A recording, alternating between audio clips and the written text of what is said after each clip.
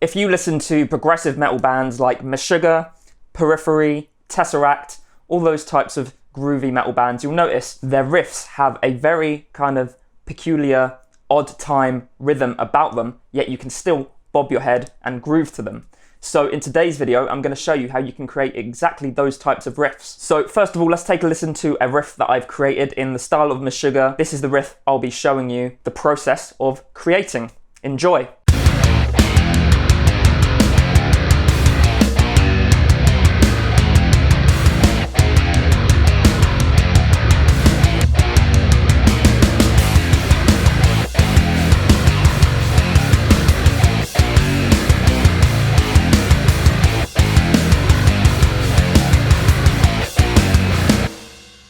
Alright, so let's get started writing this riff. So I'm using a software called Tux Guitar. I usually use Guitar Pro to write stuff, but for this method it is 100% easier using Tux Guitar for a reason you'll see in a minute. So the first step to writing this riff is to choose a time signature. So I've chosen the time signature 17/8 for a few reasons. First of all, we're going to be repeating the riff over and over again, so we want a nice long time signature to stop the listener from hearing any patterns that are occurring within our riff. We don't want the listener thinking, oh, that's where the riff starts again and it's repeating, okay? So we don't want any patterns being noticed. And I've chosen an odd number, 17, as again, it's easier to throw off the listener and kind of make them unsure where the riff starts again. I've tuned the guitar down to F standard. That's what Meshuggah play in on an 8-string guitar, but I was using my only guitar, which is a 6-string. Very flubby strings, but I made it work. So let's take a listen to how the riff sounds. This is it tabbed out. Sounds quite cool. I've gone for an atonal kind of sound to kind of mimic Meshuggah, but you can do this with tonal music. You can make your music sound more melodic. I'm just going for this sound, as I said, to kind of replicate a Meshuggah style. Now, what you want to pay attention to is kind of having some rhythmic variety. So you want to have a few rests in there. As you can see, I've got a 8th note rest there, and I've mixed different note values together. So I've got 8th notes and I've got quarter notes here, as you can see. What you could do if you want to be even more advanced is throw in triplets and 16th notes as well, and lots of different variety, but then things get really, really tricky to actually play. It gets very confusing to listen to while you're playing it. So the next step is to transfer this riff over to the kick drum. So we're playing this exact same rhythm with the kick drum. So let's unmute the kick drum and hear how it sounds. Lovely. And then we just play the same thing on the bass. So let's have a listen to guitar, kick drum, and bass at the same time.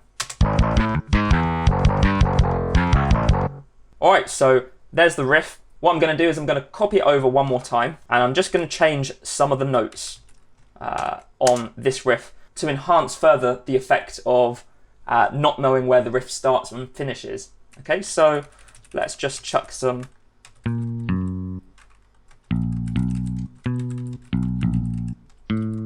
Oh, wrong note. There we go, and let's do that on the guitar as well.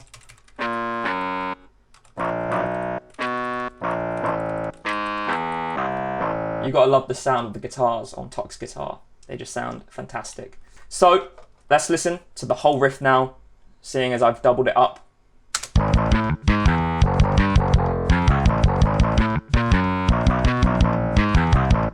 Cool, one note sounds wrong there on the bass. Oh yeah, of course, that one.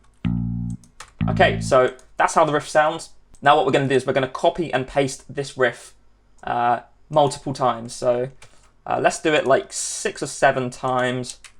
Let's do it 7 times. Okay, here is where Tux Guitar comes in handy. What we're going to do is change this time signature to 4/4. And what it will do is the riff and the kick drum and the bass will sound exactly the same. Just the notes on the score will tie over the bars when necessary to make the riff fit into 4/4. And that's something that Guitar Pro, to my knowledge, doesn't let you do, which is why I'm using Tux Guitar here. So we're going to change the time signature to 4/4. All right, So now we've got the exact same riff.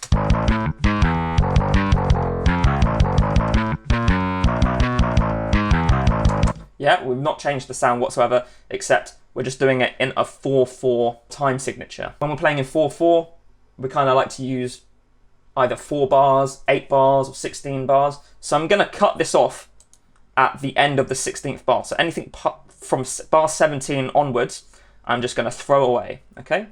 So let's do that right now. Remove measure. Those of you in America or other countries that use the word measure, when I say bar, I mean measure. So now we have 16 bars of 4/4. Lovely. Now this is where the magic happens. As I said, we want to be able to bob our heads to the music, and we want to be able to groove to this, okay? And that comes from the crash and the snare, okay?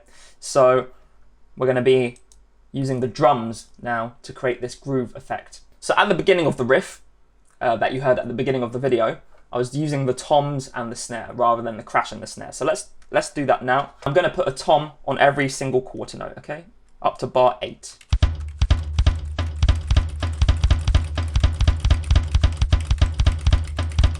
Okay. Then from bar 9 to bar 16, I'm going to use a crash cymbal.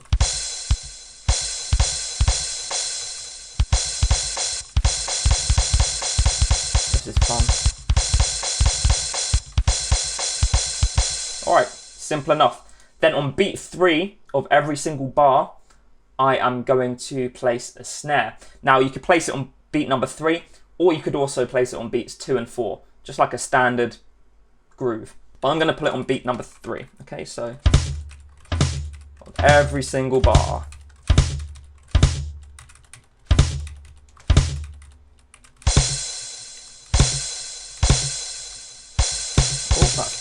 That's beat number 4. Okay, let's take a listen to how that sounds now. You'll hear that there's a constant pulse moving throughout the riff. Even though the riff is very disjointed and very all over the place, there's a constant pulse running throughout it. So let's take a listen.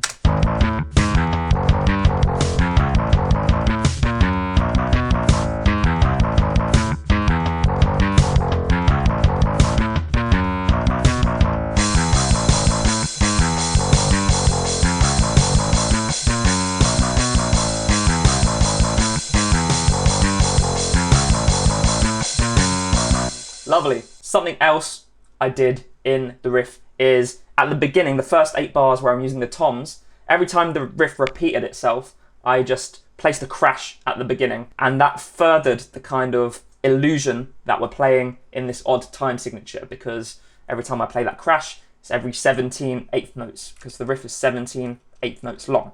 So let's do that now. Okay, so technically, I think every other bar should just be the next beat if we're talking in terms of 17. I'll get rid of the tom on that one. And then let's do a little fill, snares, leading us into our crash rhythm. And now in the crash rhythm, I use the little splash cymbal every time the riff repeats itself. So let's do that.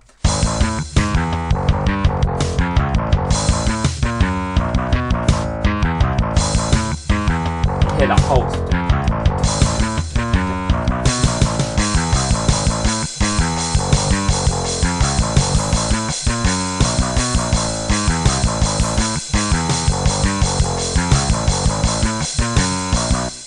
So that's how you can create some very groovy sounding progressive metal riffs in the style of all those bands like Meshuggah, Periphery, Tesseract, Monuments, Animals as Leaders, and many more that I don't know why I can't think of on the spot. So if you enjoyed this video, make sure you click like, subscribe to the channel, and let me know if you want to see more of these kind of progressive metal and heavier genre lessons. And if you do, I'll create more. If you feel like giving back to the channel, you can check out my Patreon page down in the description. I've got a few different tiers there, $2, $5, and $10, all with different benefits for you to obtain. So if that sounds good, definitely check that out, and I will catch you in the next video. See you later.